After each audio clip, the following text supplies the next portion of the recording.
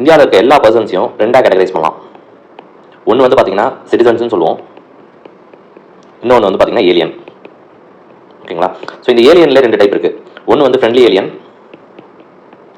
இன்னொன்று வந்து பார்த்தீங்கன்னா enemy alien.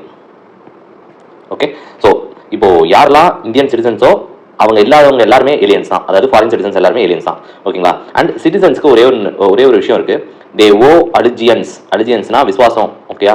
அலிஜியன்ஸ் to the country. And ஏலியன்ஸ்க்கு அது கிடையாது. ஓகேங்களா? ஸோ இப்போ பார்த்தீங்கன்னா யார் ஃப்ரெண்ட்லி யார் எனிமின்னு பார்க்கணும். ஃப்ரெண்ட்லி ஏலியன்ஸ்னா கார்டியல் ரிலேஷன்ஷிப் இருக்கும். ஓகேங்களா? ஸோ கார்டியல் ரிலேஷன்ஷிப்னா யூஎஸ், ஸோ இங்கிலாந்து, அவங்களாம் பார்த்தீங்கன்னா ஃப்ரெண்ட்லி ஏலியன்ஸ். ஸோ எனிமி ஏலியன்ஸ்னா பார்த்தீங்கன்னா பாகிஸ்தான் மாதிரியான கண்ட்ரிஸ். ஓகேங்களா? பாகிஸ்தான். ஓகே, ஸோ அவங்க கூட நமக்கு எப்பவுமே வார்லேயே இருக்கும்.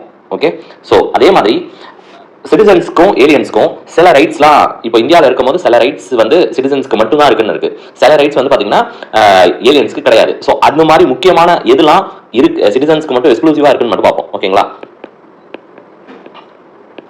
Rights exclusive to citizens. Okay, so ஆக்சுவலாக இதை எக்ஸாமில் கேட்டிருக்காங்க.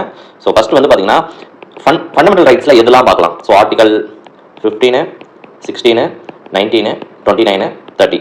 ஓகே, ஸோ இது நெக்ஸ்ட் வந்து பார்த்தீங்கன்னா தே கேனாட் ஓட்,